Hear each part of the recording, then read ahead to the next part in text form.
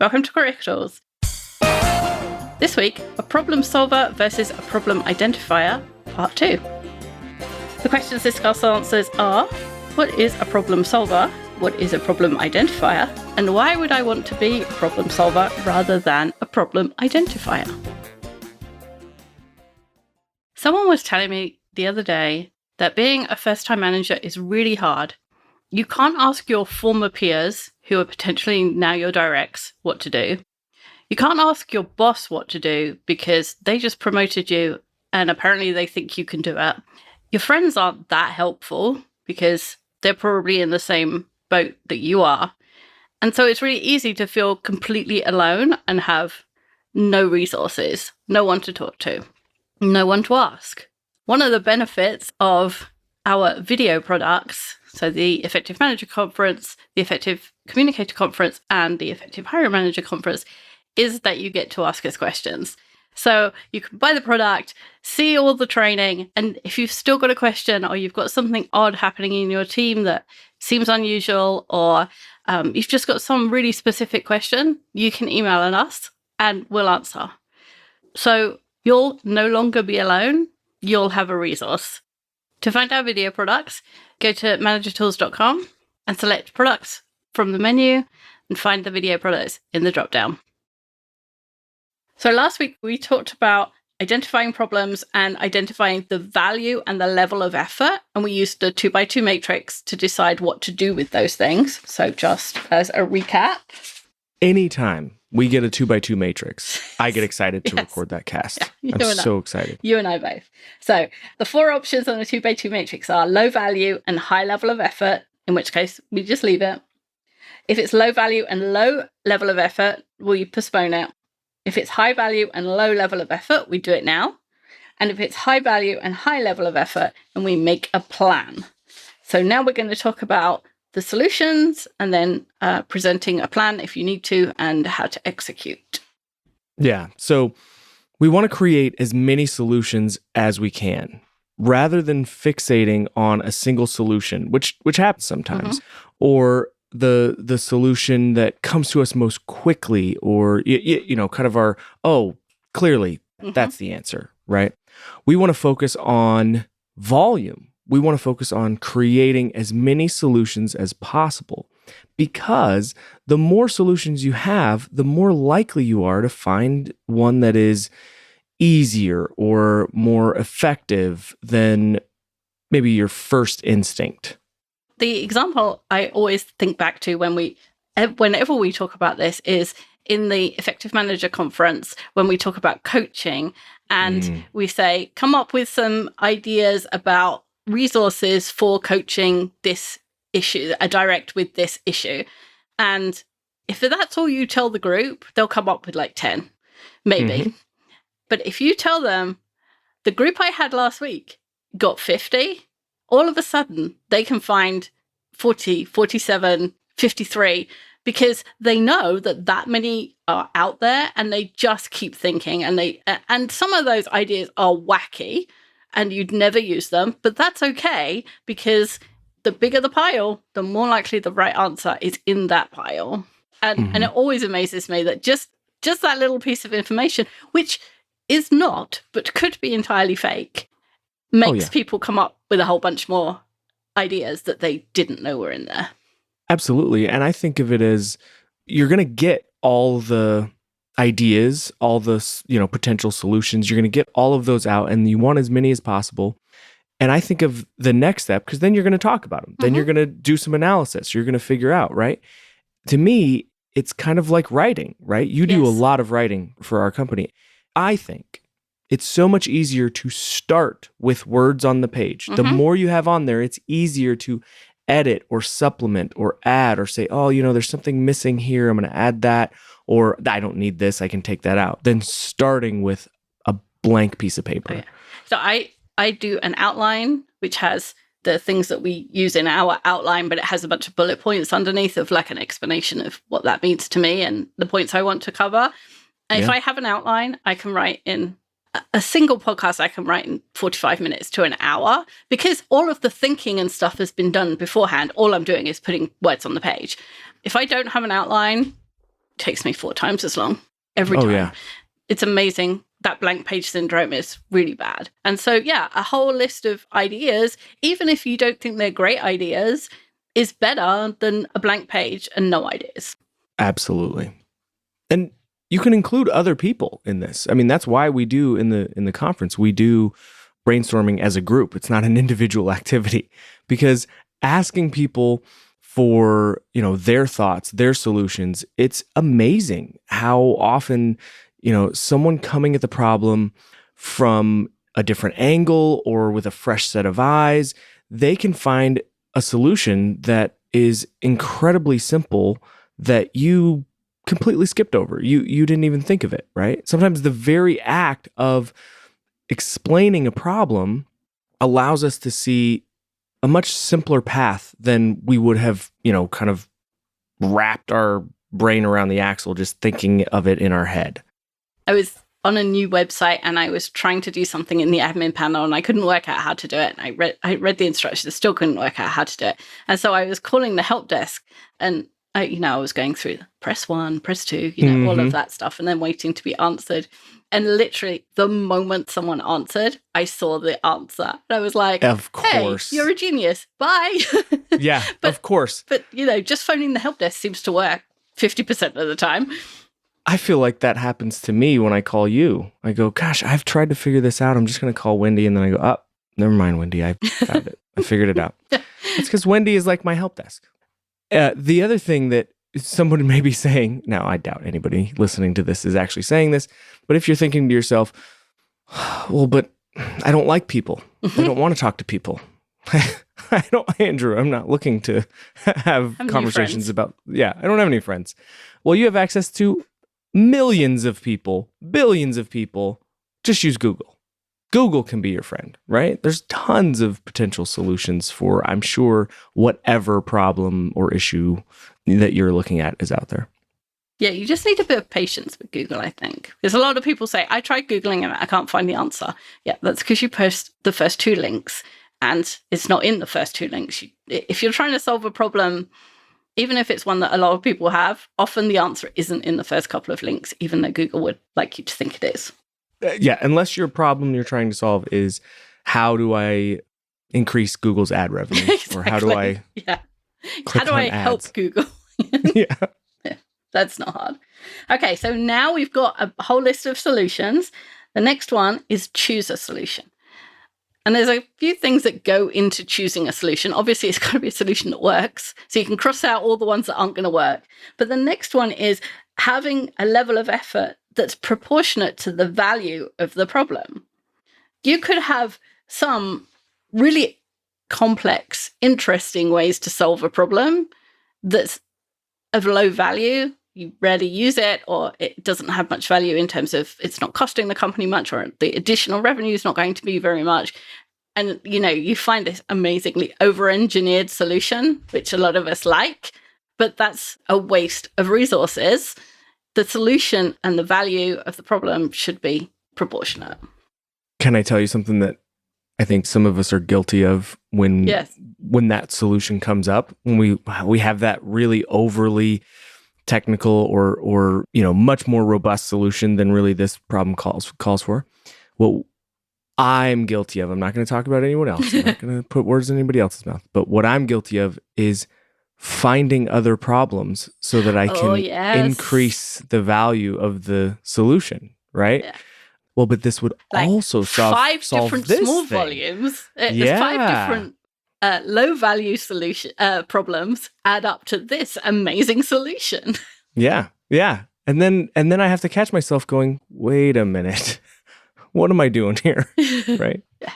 I had a rule in the end of 2021 for 4 months, which was no new software. Whatever the problem is, you have to solve it with the software you have, because otherwise I'm like, oh, I could have this and I could have that. And now I can put all the stuff that I used to have over there in here.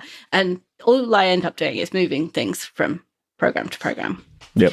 And it's possible at this point, the level of effort has increased because others have helped you to see that the problem is more difficult to solve than you think. When you try and work through solutions, you're going to find out more about the problem because you're going to have to ask different questions.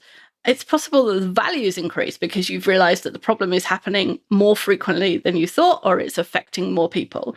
So before you decide on the solution, you want to run through that level of effort value matrix again and just check that you're still in the same quadrant that you were before you thought of solutions. Because the whole thinking of solutions part of this process can give you more information about the level of effort and value, which may change things later on. Yeah.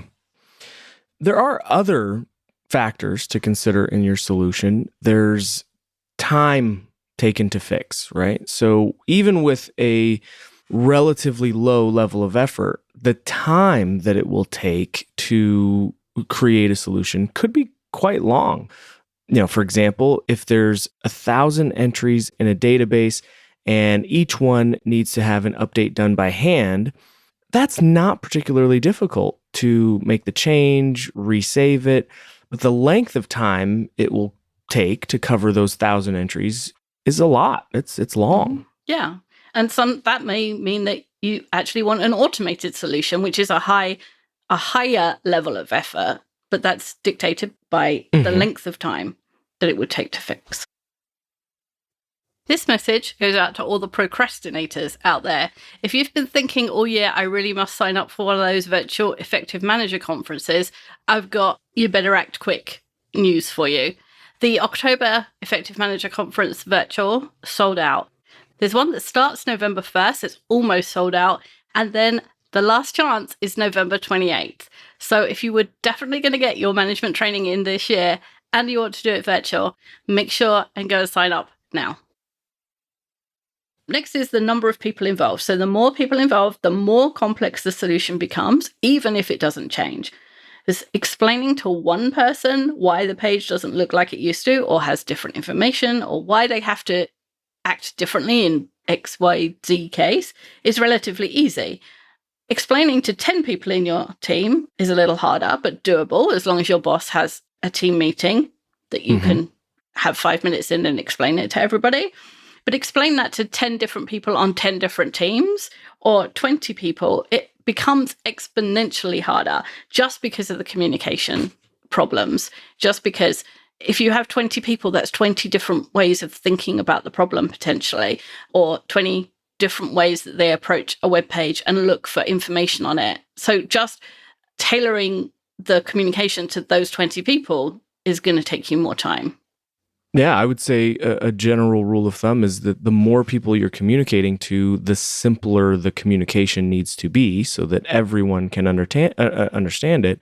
And sometimes complex solutions are not easy to make simple or to communicate simply. And that raises the level of effort for sure. And if it's not someone you're sitting across from and explaining it one-on-one, or you can see their face and there's 10 people on a Zoom call and they can ask questions, the likelihood of them hearing what you're saying via email when it's, oh, by the way, everybody, this page on our website has changed. Instead of looking bottom left, you need to look top right. If you send that out in an email to 50 people, 49 of them will not read it. Or even if they read it, they will have forgotten it. So again, like how you're communicating and who those people are relative to you, that makes a difference in that whole communication piece.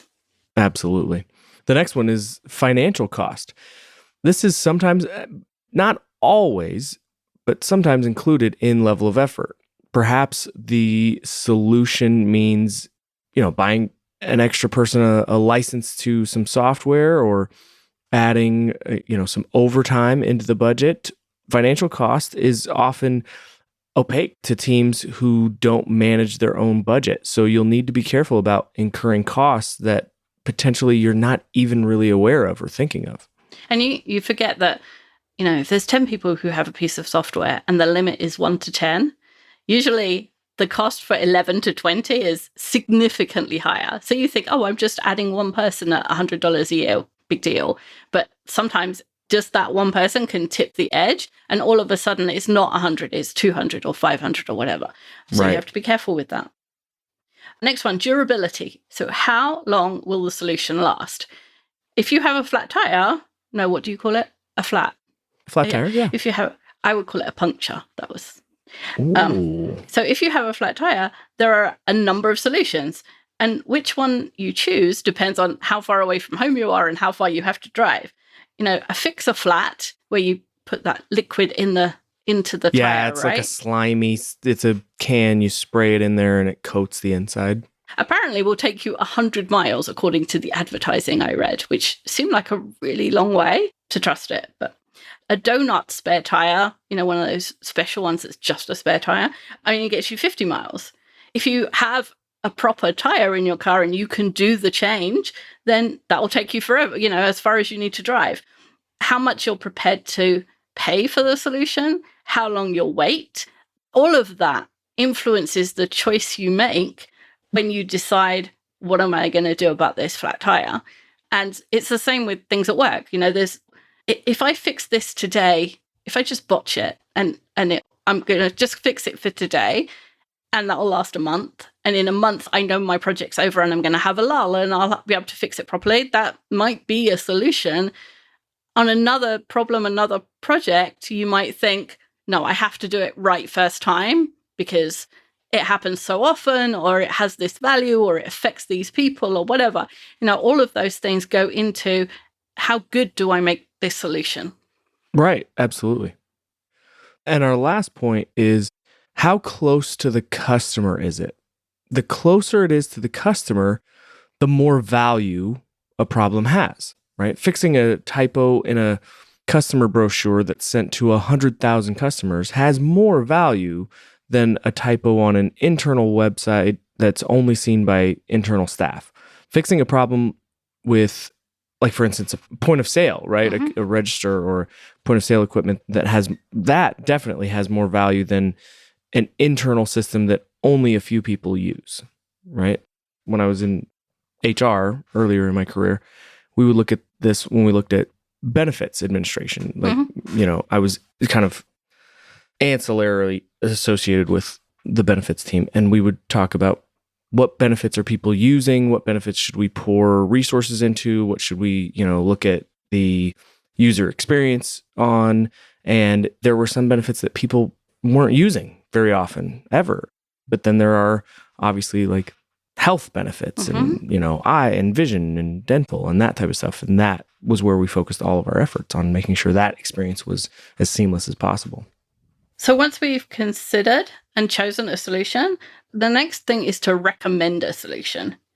So if the value or the level of effort equation suggests that it's necessary, you want to make a recommendation to someone else, usually your boss, about which solution you're going to choose.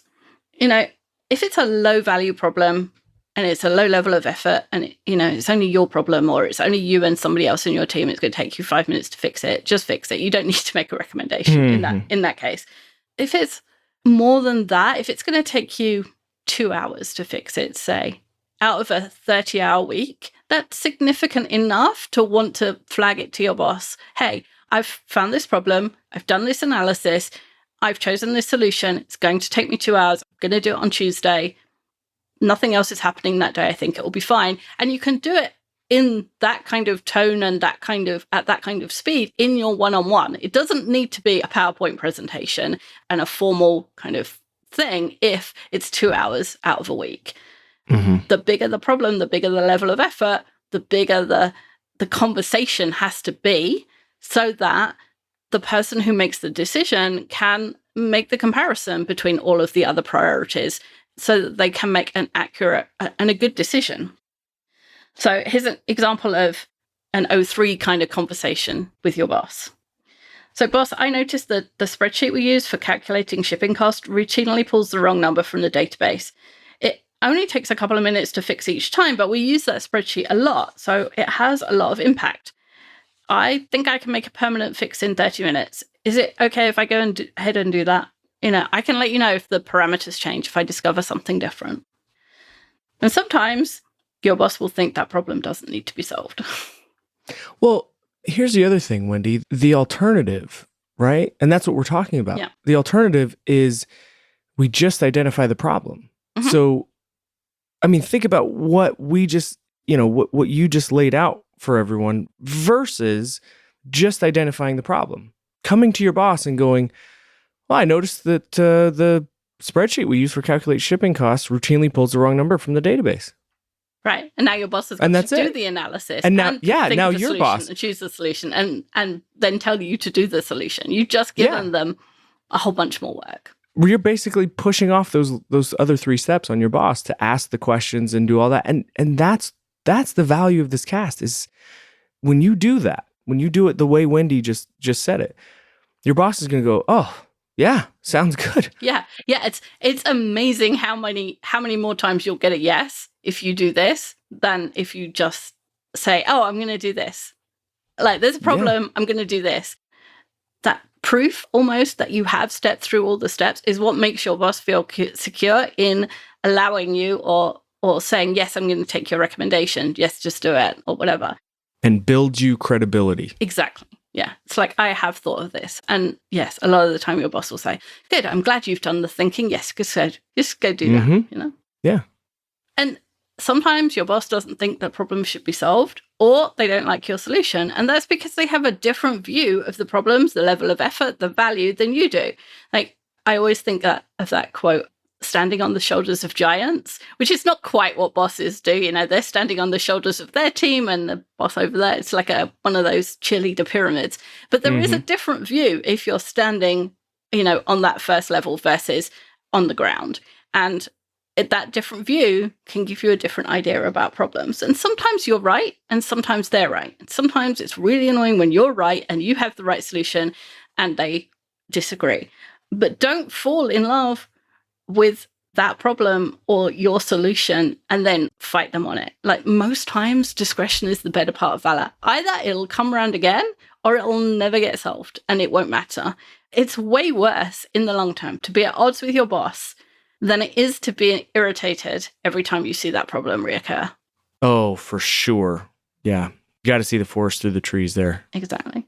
And if your boss chooses a different solution, you murder the unchosen alternative, which I think the cast for that should be called Murder the Unchosen Alternative, but it's actually called Professional Subordination. So if you don't know what that means, go listen to the Professional Subordination cast. But basically it means that if there's a choice of A and B, and your choice is A and your boss chooses B, after the moment they choose, you don't get to talk about it. You get to talk and influence and make recommendations until the point of decision. And then at the point of decision, they've decided, and you wholeheartedly support B. And if somebody asks, hey, I thought you were going for A, you said, no, my boss persuaded me, we're going for B. And you just do B. And it's the art of being a good direct, is to be able to give up on your stuff and just do. If I say do what you're told, people think that we're advocating for some kind of like military style. Or just organization. Be a yes just, person. Yeah, exactly. And I'm not. I'm just, what we're saying is choose your battles and make recommendations. Try and influence at the right point, because you'll have way more success doing that than fighting your boss after they've made a decision. And small note, I'm so glad that you gave everyone the name of the cast, because if you just went to our website and typed in Murdered the Unchosen Alternative, the Professional Subordination cast is the cast, but we reference it in a lot of different casts. Of course, and so you would get a list of 50. You would get a lot of responses to have to go through. So, yeah. So the last part of this is execute the solution. The execution phase of problem solving is just like the execution phase of any project. You decide on a plan, you set the tasks, you set the deadlines, you work through them, you alter the plan when it's required.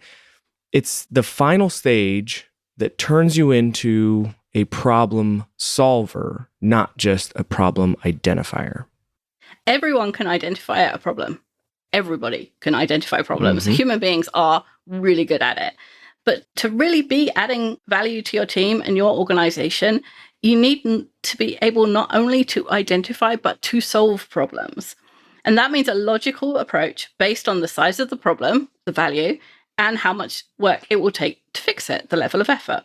And the more times you go through this loop, the better that you will get at estimating both. And if you spend your time solving only high value problems, you'll have better results and accomplishments. You'll have better, end of the year reviews, better things on your resume, and in our experience, a more satisfying career. Yeah. Can I just add one more point, Wendy? Of course. I just thought of it. Sometimes if you go through this process and you tell your boss exactly what we said to tell your boss, and just like we just talked about, your boss says, nope, nope, I want a different solution, or we're not going to solve that problem. You could take that as defeating, right? But you get something from that.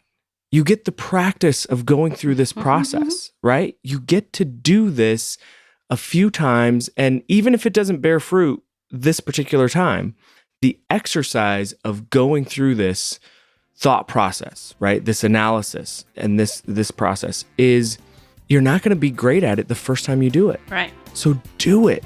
Do it multiple times. And the more you do it, even if your boss isn't on board, you get the benefit. Yes, exactly. And if you've practiced and you get good at it, the time that it's really important, that's when you'll get a yes. Absolutely. Thanks, Andrew. Thanks, Wendy. Bye, everyone. Bye, everyone.